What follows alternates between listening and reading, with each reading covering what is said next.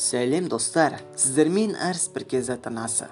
Бүгін біз әлемнің ең таңғажайып жерлерінің бірі Бермуд үштағаны туралы білетін боламыз. Ол негізінен не? Ол туралы қандай теориялар бар? Бүгін барлығын осы видеоны білетін боласыз. Ал ендеше кеттік.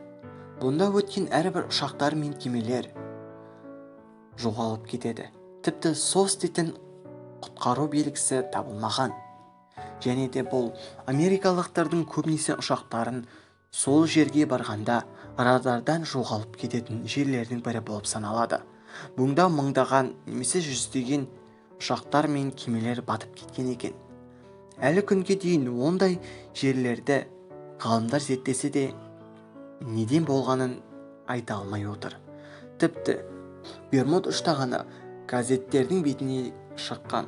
Содан бері интернет пен басқа да жерлерді алып жатыр.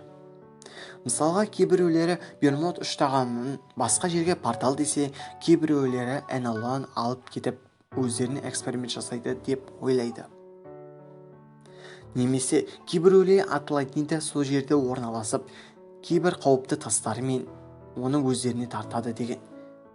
Ал негізінен географиялық орналасу орнын қарасақ, ол жерге бүкіл толқындар мен желдердің барлығы осы жерге келіп тіреледі. Сондықтан да бүкіл толқындар мен сондықтан болар мүмкін өзіне тартып алып кететіні. Бірақ жай теория. Ал енді негізге келсек, ол жер қабатының ең ыссы жерлердің бірі болып саналады. Және де ыссы болғандықтан сонша ол көпіршіктерді шығарып, ол физикал атмосферамен төменге батып кетеді. Бұл жай ғана физика. Міне, видеоның соңына да таяп келдік. Ал енді сіздермен болған мен Әріс бір кезет. Кейбір адамдардың айтқан сөздеріне сене бермеңіз.